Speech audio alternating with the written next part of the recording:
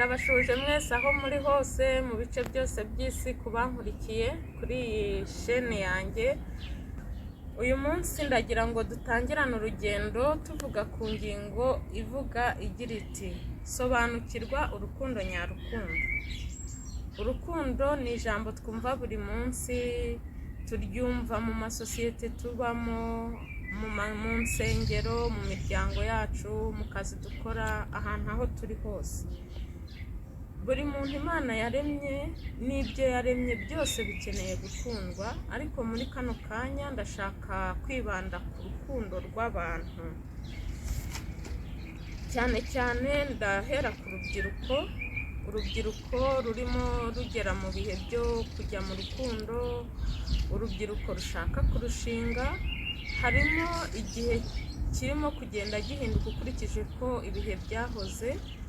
Kuri ubu umukobwa arakunda umuhungu afite icyo amuca, ufite amafaranga, ufite inzu nziza, ufite imodoka, ibintu nk'ibyo. Urwo rukundo rufite kondisiyo ntago rwubaka, nta naho ruzagera. Igihe ibintu ukunze bizayoyoka n'urukundo ruzayoyoka, kuko ukunze ibintu ntabwo ukunze umuntu. Ku bahungu nabo bagira icyo bagenderaho ahanini, heruka bakunda kuvuga ngo abareba ubwiza, imiterere, ibintu nk'ibyo. Ariko nanone urebye gutyo ntabwo ibyo byagira icyo bikugezaho, kuko ubwo bwiza hari igihe haba nk'ikintu, hakaba haba agisida, nimba se yari amenyo meza rigakuka, nimba se yari umuntu uringaniye nk'uko bamwe babikunda, akazagera igihe akabyibuha ukabona ntabwo akikwatira nk'uko wari ubikunze. Icyo gihe ibyo byose iyo bigiye ari byo wagendeyeho, bituma rwa rukundo atari urukundo nyarwo. Icyo gihe rero iyo bigenze biyoyoka, ni nako n'urukundo ruyoyoka. Ariko urukundo nyarukundo ruba mu mutima.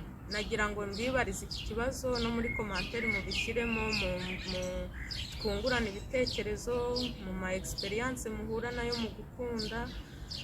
Abantu badafite ibintu, tuvuge muri rusange abahungu b'abakene, bo ntago bakeneye gukundwa ngo bahitemo abo bumva bishimiye nabo bakunde. Abakobwa se badafite ubwo bwiza bw'uburanga nyine bugaragarira amaso y'abantu, bo ntago bakeneye gukundwa. Ni uko nguko tw'abantu twibwira, ariko mu by'ukuri umuntu wese Imana yaremye ni mwiza, nubwo tudashobora kubibonesha amaso y'umubiri, kuko hari igihe Imana ikirema yaravuze ati, yamaraga kurema ikavuga ngo ibyo imaze kurema ikavuga ngo byose ndabona ari byiza. Rero igihe tuvuze ati uyu muntu ni mubi, ntabwo ateye neza, ni nk'aho twakavuze ngo Imana ntabwo imeze neza, Imana si nziza, kuko twese turemye mu ishusho ryayo. Bisaba nyine ubushishozi n'ingabire y'Imana yo kugira ngo tubisobanukirwe. Niyo mpamvu rero nabashishikariza kugira ngo mujye mukunda urukundo rudafite icyo rugendeyeho, mwe kugendera ku marangamutima. Urukundo nyarwo ruba mu mutima, kandi urukundo urubonera mu bikorwa. Nugendera ku marangamutima ruzayoyoka, ariko nureba ibikorwa by'umuntu buhoro buhoro uko mubana, ni nabwo ugenda ubona rwa rukundo, ni nabwo uzaryoherwa no kuba mu rukundo nyarukundo. Aho ngaho rero ni ku rubyiruko nari ndimo mbabaza uko nyine bo mu rukundo bo babyumva, n'icyo bahuriramo nabyo, imbogamizi muhuriramo nazo. Ni uko ahanini nta bushishozi, harimo guhubuka, harimo ibintu nyine dukunda ibintu kurusha uko dukunda abantu. Ikindi nagenderaho ni ukuvuga ngo ntago tukigirwa inama nk'uko kera byahozeho, ababyeyi bakagira inama abana babo. Aha kuri ubu iki gihe urukundo abantu barufata nk'ikintu cyoroshye, ariko konsekansi ziza ziremereye. Ingaruka nicyo bishatse kuvuga nuko ijambo rihise ryizana mu gifaransa. Ntago tukigirwa inama, tugahubuka, kandi nibyo iyo duhubutse nyine ibikorwa byigaragaza nyuma. Rero reka tugirwe inama n'abakuru, ababyeyi mushobora kuba muri bukurikirane kino kiganiro, muduhe komantere kugira ngo n'abari buzumve, cyane cyane urubyiruko rubigireho. ahangaha nanone ndavuga ku rukundo rw'abashakanye. Nyine kuvuga ngo abashakanye bihera mu rubyiruko. Nyine iyo wamaze gushaka nuko uba warabiteguye, iyo utateguye neza rero nyine ingaruka urazibona. Ntabwo mvugaho byinshi, tuzagenda tubisesengura tuyobowe n'ibaruwa ya Pawulo mutagatifu yandikiye Abanyakorinti, aho yanditse indirimbo y'urukundo avuga mu Banyakorinti 13, Abanyakorinti ba mbere umutwe wa 13 umurongo wa mbere kugeza ku wa 13. Tuzabivugaho cyane, ntimuzacikwe n'ibiganiro bizakurikira. Ngeze mu rukundo rero rw'abihaye Imana, nta byinshi mbavugaho.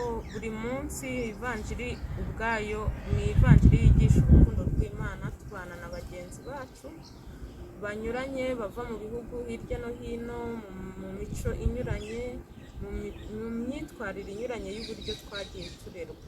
Rero icyo nshatse kubabwira ni uko abihaye Imana twaharanira no kuyoborwa n'ivanjiri. Yesu avuga ati icyo bazamamenyeraho ko muri intumwa zanjye ni uko mukundana nk'uko nanjye nabakunze. Tereza w'umwana Yesu nawe akabishimangira avuga ati gukundana uko nabakunze ni ukwemera bagenzi banyu n'intege nke zanyu n'intege nke zabo uko bateye kose. Nta byo kuvuga ngo uyu nguyu afite imyitwarire mibi ntabwo mukunze hoya, kuko Imana natwe dukunda uko turi.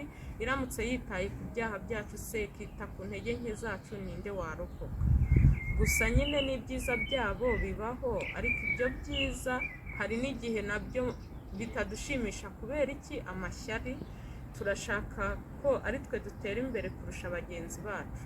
Icyo gihe rero niho naho ku byiza bya bagenzi bacu bitadushimisha. Tuzabigarukaho mu ibaruwa ya Pawulo nyine maze kuvuga. Tuzagenda dusesenguramo umurongo ku wundi. Ntuzacikwe n'ibiganiro bizakurikiraho kugira ngo ugirwe inama, uzigire abandi. Numva ukunze bino biganiro ujye ubihereza mugenzi wawe wenda utaramenya runo rubuga ntangiraho bino biganiro, kugira ngo dufashanye kugirana inama, kubaka isi nziza, isi irimo urukundo, kuko Imana yaturemye ni urukundo, n'umuntu wese ukunda aba yarabyawe n'Imana.